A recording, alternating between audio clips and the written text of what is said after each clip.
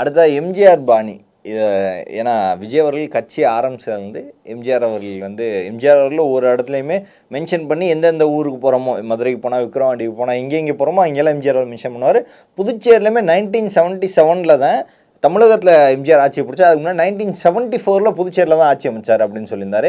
So வந்து அதே வழில தான் வர்றாரா? எம்ஜிஆரை தான் ஃபுல்லா ஃபாலோ பண்ணி வர்றாரா விஜய்? இல்ல அப்படி இல்லங்க. இது வந்து வரலாற்று சான்றுங்க. இப்ப வரலாற்றுல நீங்க நடந்த சில விஷயங்கள் வந்து ஹிஸ்டரி ரிப்பீட்ஸ் இட்செல்ஃப்னு சொல்லுவாங்க. அதுபோல இன்னைக்கு தமிழக வெற்றி கழகம்னு பேர் வச்சோன்னே உங்களுக்கு ஒரு பெரிய கேள்வி வந்திருக்கும். என்னங்க தமிழக வெற்றி கழகம்னு சொல்லிட்டு நீங்க புதுச்சேரி போறீங்களே அப்படின்ட்டு. அது தமிழ்நாடு வெற்றி கழகம் இல்ல. தமிழக வெற்றி கழகம். தமிழர்கள் வாழும் அனைத்து பகுதிக்குமான அவங்கள் உரிமைக்காகவும் உணர்வுகளுக்காகவும் இருக்கக்கூடிய ஒரு கட்சி. அப்ப அந்த கட்சி புதுச்சேரிக்கும் போலாம். நாளைக்கு தமிழர்கள் வாழக்கூடிய பகுதி வேற மாநிலத்தில் வேற தேசத்தில் இருந்தாலும் அவங்களுக்காக போய் வாய்ஸ் அவுட் பண்ணும்.